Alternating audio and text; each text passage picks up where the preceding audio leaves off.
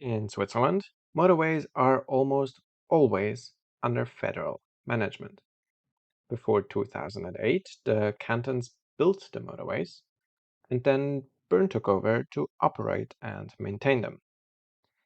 Nowadays, the ASTRA is responsible for all three steps, including construction. But even before 2008, some of Zurich was different.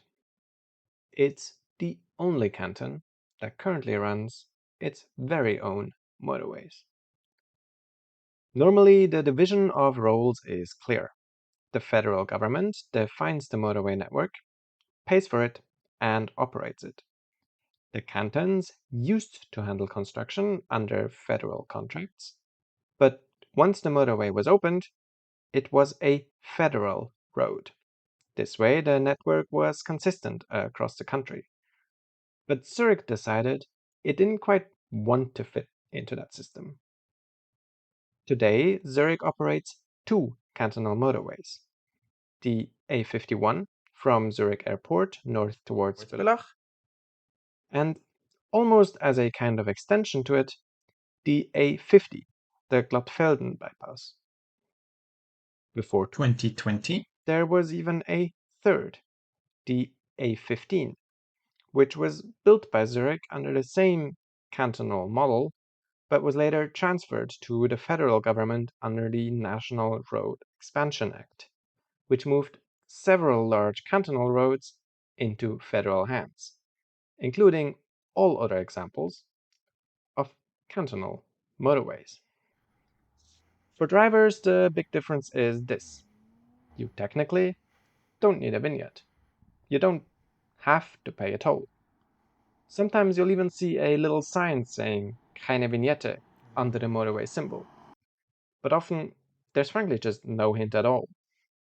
Of course, most cars in Switzerland already have a vignette anyway, but in theory, if you only ever drove these cantonal motorways and local roads, you could save yourself 40 francs a year. Which, let's be honest, is like trying to diet while living next to a Lindensprüngi. Locally speaking, Zurich even manages a third motorway, the Autobahn. Though, despite its nickname, it's not actually a motorway at all, but a motor road. And there are several examples of such roads being under cantonal management, even if most, or arguably all, don't use the A prefix like Zurich does. Examples are the H4 in Schaffhausen, which is unique on its own as it is the only road that was transferred from federal to cantonal management in the Road Expansion Act, or the T16 in St. Gallen. The Autobahn, however, is the longest example of a motor road under cantonal management. But so the existence of the Autobahn doesn't make Zurich's network unique, even if it is an impressive feature on its own. What makes Zurich unique is the fact that it operates full motorways, built to the Swiss federal standard, with dual carriageways and shoulders in case of incidents. So how did Zurich end up with its own motorways? The answer lies in the motorway plans of the 1960s and 70s. Back then, the federal Nationalstraßenplan focused on long-distance routes of national importance, such as the A1 from St. Gallen to Geneva via Zurich, the A3 from Basel to Chur, which bypassed Zurich and ran along the lakeshore, or the A4 north to Schaffhausen. But important regional corridors past the airport into the Glattal and towards the Oberland just weren't included. Meanwhile, Zurich's economy was booming and traffic was growing fast. Waiting for Bern, living up to its slow stereotype, just wasn't an option. So the canton decided, if the federal government won't build them, we'll do it ourselves. And that's how the A15, A50, A51, and even A52 projects came to life, financed and operated by Zürich.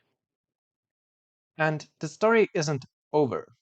North of Bülach, Zürich is currently extending the A51 with what's been called a Mini-Autobahn, expanding its unusual Cantonal Motorway Network even further. Mini in this case because it won't be built to the full federal motorway standard. Instead of the usual shoulder, for incidents, occasional laybys are all this route will get.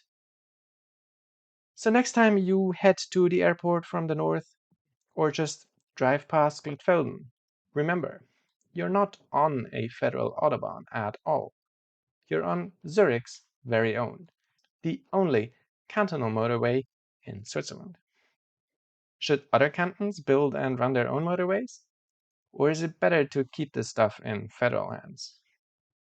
Or maybe, just maybe, Zurich only did this to prove it could do motorways better than Bern or anyone else.